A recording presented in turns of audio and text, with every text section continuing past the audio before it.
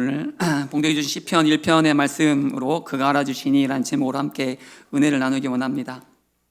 지난 명절 때 우리 최단일 목사님 아들 하람이에게 세뱃돈을 준 적이 있습니다. 그리 흔한 일은 아닌데 그런 적이 있습니다.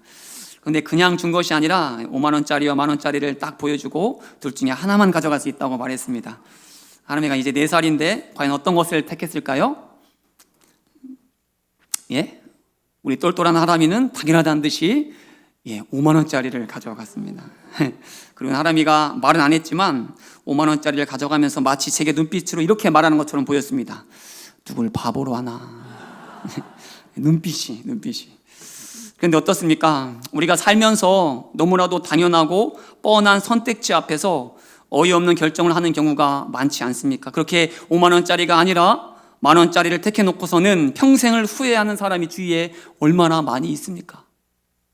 이 상황에 아내나 남편을 떠올리면 큰일입니다.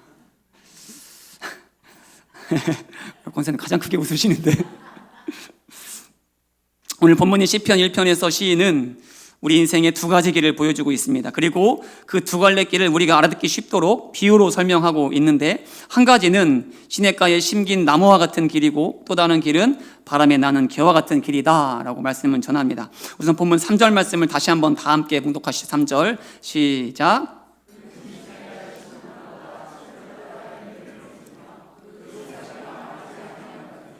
그가 하는 모든 일이 다 형통하리로다. 아멘. 시인이 말하는 첫 번째 길은 마치 시냇가에 심은 나무와 같다라고 말합니다. 그래서 그 나무는 철을 따라 열매를 맺고 그 잎사귀도 마르지 않는다. 그래서 이러한 삶을 시인이 이렇게 정의하는데, 그가 하는 모든 일이 다 어떻게 된다고요? 형통하리로다. 저희 부모님께서는 정말 아무것도 없이 거의 맨몸으로, 듣기로는 밥그릇 숟가락만 들고 결혼을 하셨다고 합니다. 그리고 정말로 악착같이 돈을 모으셔서 지금의 논도 사시고 밭도 사셨습니다. 그렇게 논을 사시고 저희 아버지께서 가장 먼저 하신 일이 무엇인지 아십니까? 다른 것이 아니라 논 한쪽 모퉁이에 작은 샘을 파는 일을 가장 먼저 하셨습니다. 그렇다면 저희 아버지께서는 왜 샘을 파셨을까요? 이미 논 바로 옆에는 큰 하천이, 엄청 큰 하천이 흐르고 있었는데 왜 아버지께서는 굳이 수고를 들여서 또 돈을 들여서 샘을 또 파셨을까요? 그 이유는 하천은 언제든 마를 수 있지만 샘은 언제나 마르지 않기 때문입니다. 실제로 아버지께서 파신 샘은 수십 년이 흐른 지금까지도 그 어떠한 가뭄에도 단 한 번도 마른 적이 없었습니다. 오늘 시인이 말하는 시냇가에 심은 나무도 마찬가지입니다. 시인이 말하는 시냇가는 자연적으로 흐르는 하천이 아니었습니다. 언제든 마를 수 있는 시냇가가 아니었습니다. 바로 저희 아버지께서 파신 샘과 같은 곳을 말합니다. 절대로 마르지 않는, 언제나 맑은 물이 흐르는, 그러니 때를 따라 열매를 맺고 또 잎사귀도 마르지 않게 되는 그러한 시냇가였다라는 것이죠. 그래서 시인은 그 길을 걷는 자는 시냇가에 심긴 나무처럼 하는 모든 일이 다 형통하게 된다라고 전하고 있는 것이죠.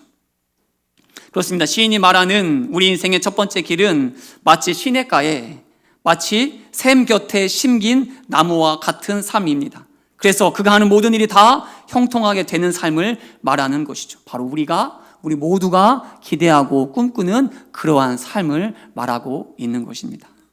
그리고 나서 시인은 시냇가에 심긴 나무와는 다른 또 다른 길, 또 다른 삶을 설명하는데, 우리 4절의 말씀을 다 함께 봉독하시죠. 4절 시작.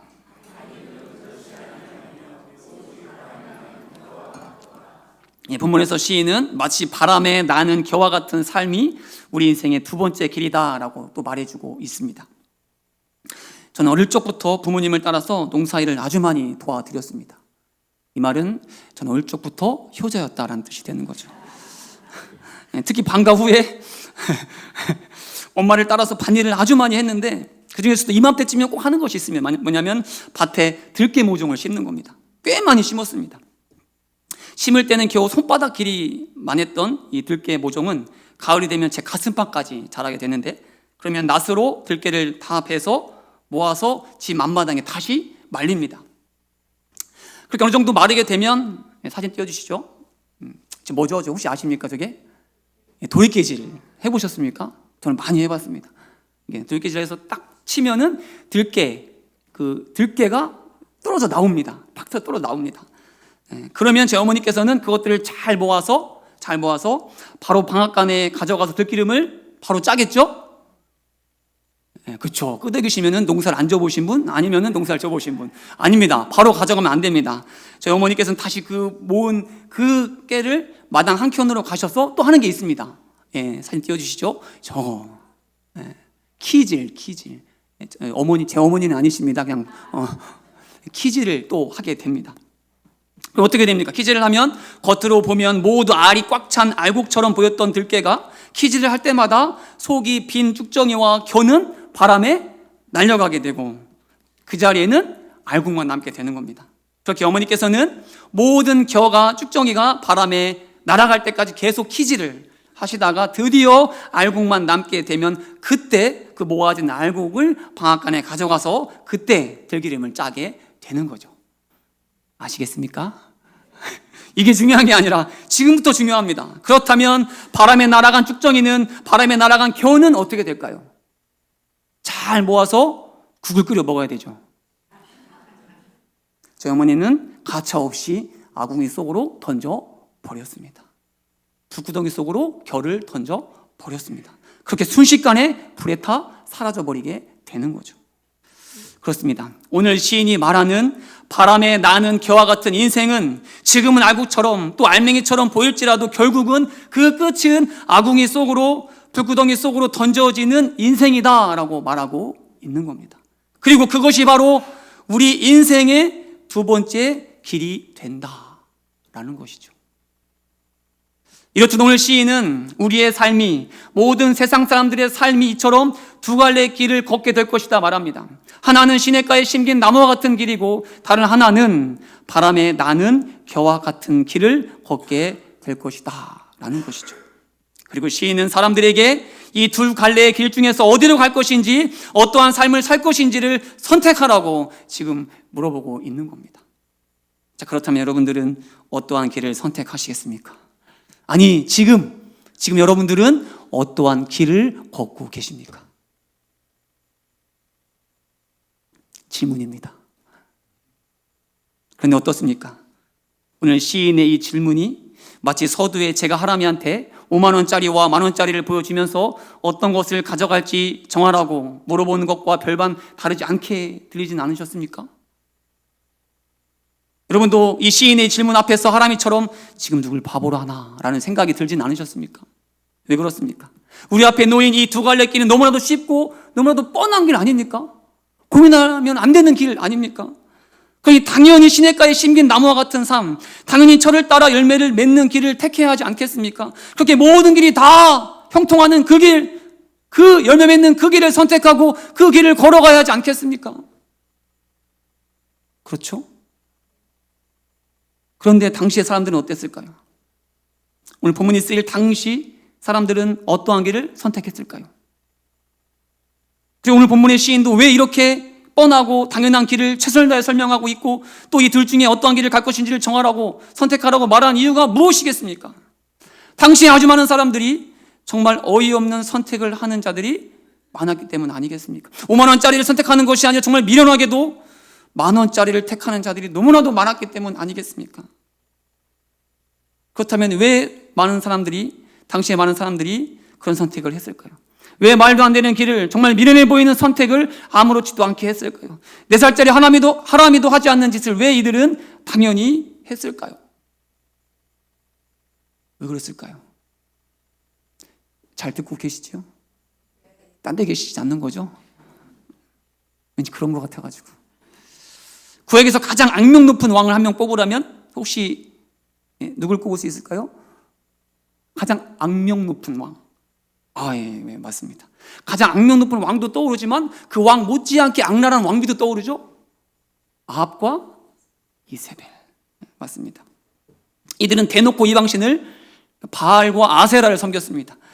이들의 궁에는 바알과 아세라를 섬기는 제사장만 무려 850명이나 있을 정도로 이들은 온 마음과 정성을 다해서 우상을 숭배했습니다. 그런데 정말 아이러니하게도 당시 아합 왕이 다스리던 때가 이스라엘 역대 왕 중에서 손에 꼽을 정도로 부국강병의 때였다는 것 아십니까? 다들 아셨습니까? 라이프 성경 사전이라는 책이 있는데 그 사전에서는 아합 왕 때를 이렇게 설명합니다. 제가 읽어드리겠습니다. 아합은 통치 기간 중 이스라엘의 왕들 가운데 가장 강력한 통치력을 발휘했고 모압에게서 많은 조공을 받는 등 군사적으로나 경제적으로 태평시대를 누렸다. 가장 악한 왕이 다스리던 때가, 그래서 궁은 물론 온 나라 이방신으로 가득했던 때가 오히려 가장 잘 먹고 오히려 가장 잘 사는 태평성대를 누렸다. 뭔가 좀 이상하지 않습니까? 이해가 되십니까? 그리고 일부 때도 이 질문에 커피를 걸었는데 마찬가지로 걸겠습니다. 이스라엘 역대 왕 중에서 통치 기간이 가장 길었던 왕은 누구였을까요? 무려 40년을 다스렸던 다윗과 솔로몬보다 더 오래 다스린 왕이 있습니다. 누굴까요? 일부 때는 맞췄는데 바로 남유다의 므낫세 왕.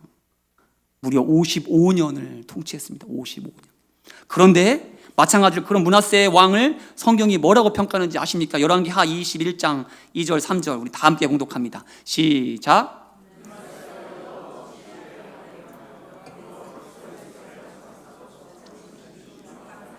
가증한 일을 따라서 그의 아버지 히스기야가 헐어버린 산당들을 다시 세우며 이스라엘의 왕 아합의 행위를 따라 바알을 위하여 제단을 쌓으며 아세라 목상을 만들며 하늘의 1월 성신을 경배하여 섬겼다. 예, 므낫세는 여호와 보시기에 악을 행한 왕이었습니다. 아버지 히스기야가 헐어버린 우상을 숭배하는 산당을 다시 세운 자, 심지어 여호와의 성전에, 하나님을 예배하는 성전에 하늘의 1월 성신을 위한 제단을 쌓을 정도로 악했던 왕, 그래서 가장 악랄했던 왕, 북이스라엘의 아합이 갔던 길을 걸었다라는 평가를 받았던 자가 바로 므낫세 왕이었다라는 겁니다. 그런데 마찬가지로 그런 자가 그렇게 가장 악한 왕이 아이러니하게도 가장 오래 나라를 다스렸다. 가장 오래 세상이 주는 형통을 누렸다라는 겁니다.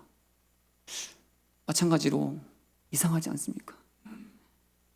그렇습니다. 우리의 기대와는 다르게, 또 오늘 시인이 말한 것과는 다르게 가장 악한 왕이 가장 잘 살았습니다. 또 가장 악한 왕이 가장 오래 나라를 통치했습니다. 가장 오래 높은 자리에 앉아서 나라를 다스렸습니다. 자, 그러니 당시의 사람들이 어떻게 생각했을까요?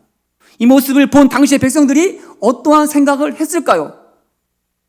아무렇지도 않게 이방신을 섬겨도, 대놓고 하나님을 예배하는 자리에서 우상을 숭배해도 오히려 성공하고 오히려 평안하고 오히려 만사 형통한 삶을 사는 것을 보면서 당시의 백성들도 당연히 우상을 숭배해도 괜찮겠네, 하나님과 전혀 상관없는 자리에 앉아도 괜찮겠네 라는 생각을 당연히 하지 않았겠습니까? 그래서 오늘 말씀처럼 악인의 꾀를 따르는 자들이, 죄인의 길에 서는 자들이, 심지어 오만한 자의 자리에 앉는 자들이 차고 넘치지 않았던 것입니까? 오늘 혹시 이 자리에서도 그렇다고? 그럼 나도 괜찮겠네라고 생각하시는 분이 계시면 큰일입니다. 왜 이들이 이럴 수 있었습니까? 악인의 꾀가, 죄인의 길이, 오만한 자들의 자리가 더 좋아 보였기 때문이죠. 오히려 그들의 삶이 악인과 죄인 그리고 오만한 자들의 길이 더 시냇가에 심긴 나무 같아 보였고, 그들의 삶이 오히려 때를 따라 열매를 맺고 하는 모든 일이 다 형통한 삶을 사는 것처럼 보였기 때문에, 그리고 반대로 믿는 자들이, 하나님의 말씀을 따르는 자들이, 그렇게 하나님의 말씀을 즐거워하며 주야로 그 율법을 묵상하는 자들이 오히려 바람에 나는 겨와 같은 비참한 삶을 사는 것처럼 보였기 때문에 그들은 엉뚱한 선택을, 잘못된 길을 당연하듯이 상스럽게 걸어갔다라는 겁니다. 그러니 누구라도 5만 원짜리가 아니라 만 원짜리를 택하는 삶을 살게 되었던 것이죠. 하나님을 따르는 삶, 하나님만을 의지하는 그러한 길이 아니라 악한 자, 죄인, 오만한 자들의 길을 택하는 삶을 많은 사람들이 살게 되었다라는 겁니다. 그런데 이러한 선택은, 이러한 삶은 오늘날도 지금도 마찬가지 아닙니까? 왜 오늘날에도 많은 세상 사람들이 시냇가에 심긴 나무와 같은 길이 아니라 바람에 나는 겨와 같은 결말이 기다리는 그 길을 아무렇지도 않게 걷고 있는 겁니까? 그리고 왜 우리는 그러한 자들의 삶을 부러워하고 있습니까? 하나님을 모르는 세상 사람들은 그렇다 쳐도 왜 우리 믿는 자들 사이에서도, 왜 우리 교회 안에서도 이 두 갈래의 길 사이에서 고민하고 망설이며 그러다가 결국은 엉뚱한 선택, 미련한 선택, 5만 원짜리가 아니라 만 원짜리를 택하는, 하나님보다 못한 선택을 하는 자들이 왜 우리 안에도, 교회 안에도, 민들 안에도 있는 것입니까? 마찬가지로 믿지 않는 자들이 믿는 자들보다 더 시냇가에 심은 나무처럼 보이기 때문 아니겠습니까? 하나님을 모르는 자들이, 아니 하나님을 무시하는 자들이 더 형통한 삶을 사는 것처럼 보이기 때문은 아닙니까? 실제로도 여러분이 보시기에 삼성의 이재용 회장이 시냇가에 심긴 나무처럼 보이십니까? 아니면 기흥지구촌교회 담임 목사인 제가 더 시냇가에 심긴 나무처럼 보이십니까? 답해 보시죠. 질문입니다.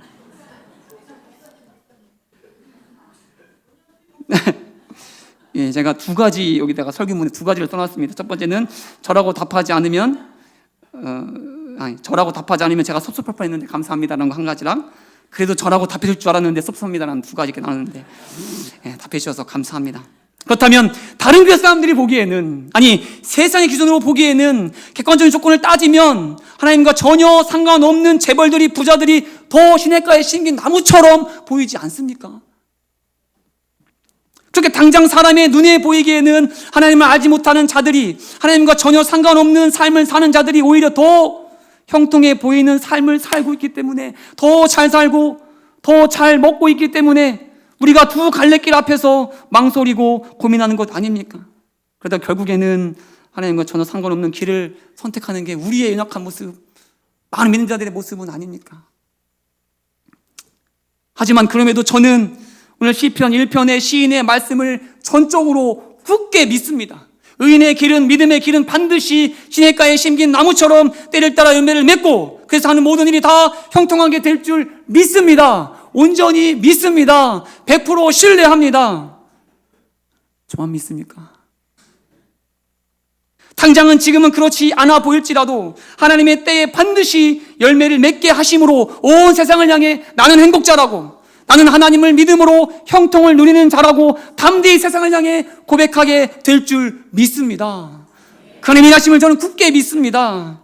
하지만 그렇지 않을지라도, 당장 우리의 모습이, 우리의 삶이 시냇가에 심긴 나무가 아니라 마치 바람에 나는 겨와 같이 고통과 고난의 때를 보내고 있을지라도, 하는 모든 일이 다 형통한 것이 아니라 늘 실패하고 늘 손해보는 삶을 살지라도, 늘 질병 가운데 고통 가운데 거하게 될지라도, 그럼에도 악인의 길을 따르지 않고 죄인의 길에 서지 않고 오만한 자들의 자리에 앉지 않는, 오직 그럼에도 의인의 길을, 믿음의 길을 선택하는 우리가 될 수 있기를 간절히 축복합니다. 오직 여호와의 율법을 즐거워하며 주야로 묵상하는 자, 그렇게 하나님만 의지하고 오직 하나님만 따르는 삶을 살아내시길 축복합니다. 왜냐하면 시편 1편은 4절로 끝나는 것이 아니라 이어서 5절과 6절의 말씀이 있기 때문입니다. 우리 5절 6절 말씀을 다 함께 봉독합니다. 시작.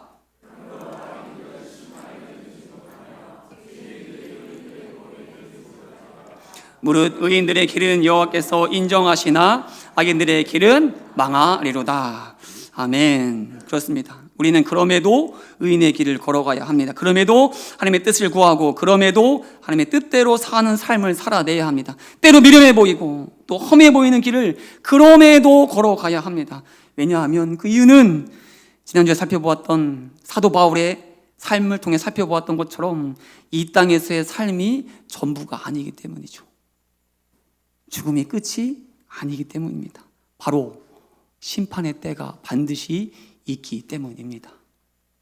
우리는 모두 한 명도 예외 없이 심판하신 하나님 앞에 서는 그 때가 반드시 있기 때문이다라는 사실입니다.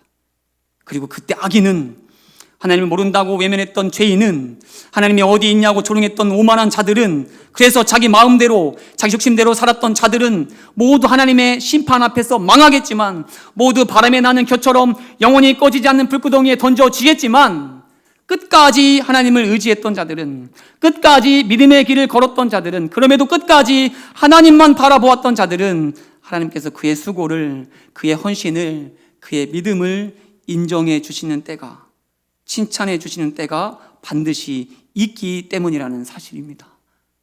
이 사실을 믿으십니까? 그러니 오늘 우리 삶의 목표는 단 한 가지여야 합니다.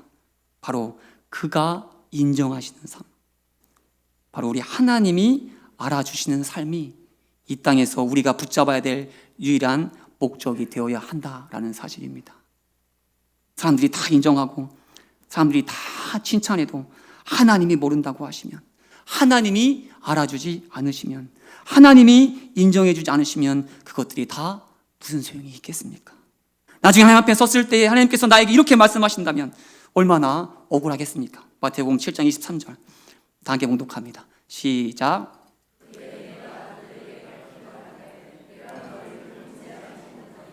불법을 행하는 자들아 내게서 떠나가라 하리라. 그때에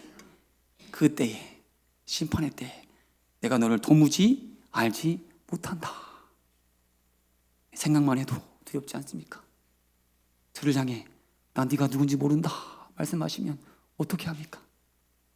그러니 하나님 앞에 서게 되는 그날, 온 세상을 심판하시는 그날, 우리 하나님께 인정받기 위해서 잘했다, 충성된 종아, 현필아, 수고했다, 이 하나님의 한마디 칭찬을 기대하며 오늘을 믿음으로 살아가는 우리가 될 수 있길 간절히 축복합니다. 또 그럴 때에 비록 오늘 고난 속에 있을지라도, 비록 오늘 감당할 수 없는 시련에 처할지라도, 뇌로 팔려간 보디발의 집에서도, 억울한 누명으로 감옥에 갇힌 죄수가 되어서도 그 자리에서 하나님의 함께하심에 형통을 누렸던 요셉처럼, 또 마르지 않는 샘 곁에 심긴 나무처럼 모진 풍파에도 흔들리지 않고 살아갔던 그 인생처럼 오늘을 감사로, 오늘을 기쁨으로, 오늘을 평안 가운데 사는 우리가 될 줄 믿습니다. 2014년 KBS 연예대상 시상식에서 특별한 수상자가 있었습니다. 바로 올해의 스태프상을 받은 배영현 씨라는 분인데요. 예, 저분입니다. 누군지 모르시죠? 저도 처음 보는 분인데, 저분은 배영현이라고 불리기보다는 MC 배로 불립니다. 왜냐하면 이분의 직업이 MC, 그러니까 사회자이기 때문이죠. 그런데 아까 말씀드린 대로 본분이 아마 없을 겁니다. 저도 처음 봤다고 했는데, 그래도 그럴 것이, 이분은 무대에 불이 꺼지면 무대에 올라가고, 무대에 불이 켜지면 무대에서 내려가야 하는, MC긴 MC인데 사전 MC 아시죠? 녹화 전에 분위기를 띄우기 위해서 이렇게 하는 MC였다고 합니다. 그러니 불이 꺼진 상태로 무대에 올라가야 되고, 불이 확 켜지면 내려와야 되는 참 서글픈 그런 자리였죠. 그런데 그날 사전 MC 경력 10년 만에 늘 불이 꺼진 후에야 올라갔던 그 무대에서 드디어 처음으로 불이 켜진 후에, 그것도 주인공이 되어서 가장 화려한 조명을 받으며 그것도 상을 받기 위하여 무대에 오르는 기적 같은 일을 경험하게 되었던 것입니다. 그렇게 10년 동안이나 묵묵히 그 길을 걸어갔을 때에, 불 꺼진 무대 위로 올라갔을 그때에, 그렇게 아무도 알아주지 않는 그 길을 걸어갔을 그때에 드디어 사람들의 인정을 받게 되었고, 드디어 사람들의 칭찬을 듣게 되었던 것입니다. 그런데 혹시 이 자리에도 마치 불이 꺼지면 무대에 올라가야 되고 불이 켜지면 오히려 무대에서 내려가야 하는, 그렇게 아무도 알아주지도 아무도 인정해주지도 않는 그러한 삶을 사는 것 같은 분 혹시 이 자리에도 계시지 않습니까? 아니, 오늘 나의 믿음의 이 한 걸음이, 하나님을 향한 나의 간절한 부르짖음이 도대체 무슨 소용이 있나, 무슨 의미가 있나 라는 의심이 드는 분이 혹시 계시지는 않습니까? 그래서 이 길을 끝까지 걸어가야 하나, 아니 이 길이 맞나 라는 의심이 드는 분이 혹시 계시지는 않습니까? 하지만 그럼에도 이 길을, 이 믿음의 길을 끝까지 걸어가는 우리 기흥의 믿음의 성도가 될 수 있길 다시 한번 간절히 부탁하고 축복합니다. 세상의 무수한 유혹과 시험 속에서도 묵묵히 십자가의 길, 그 좁은 길을 걸어가셨던 우리 예수님처럼 우리도 오늘 우리에게 주어진 이 길, 예수님께서 먼저 가셨던 그 고난의 길, 십자가의 길을, 바로 예수의 길을 묵묵히 걸어가는 우리가 될 수 있길, 끝까지 걸어가는 우리가 될 수 있길 간절히 축복합니다. 그럴 때 우리도 늘 불 꺼진 후에야 올라갔던 그 무대에 가장 화려한 조명을 받으며, 그것도 주인공이 되어 올라가는 그날이 반드시 있을 줄 믿습니다. 번쩍번쩍 빛나는 의의 면류관을 쓰고 세상이 주는 인정, 사람이 하는 칭찬과도 비교도 할 수 없는 하나님의 인정과 하나님의 칭찬을 듣는 그날이 반드시 올 줄 믿습니다. 그러니 이 세상 사람 날 몰라줘도, 그러니 이 세상 사람 날 조롱해도, 그럼에도 그가 알아주시니, 그럼에도 그가 인정해 주시니, 세상의 길이 아니라 오직 예수의 길만을 택하는 우리 기흥의 믿음의 성도가 될 수 있길 간절히 축복합니다. 다 함께 기도하시겠습니다.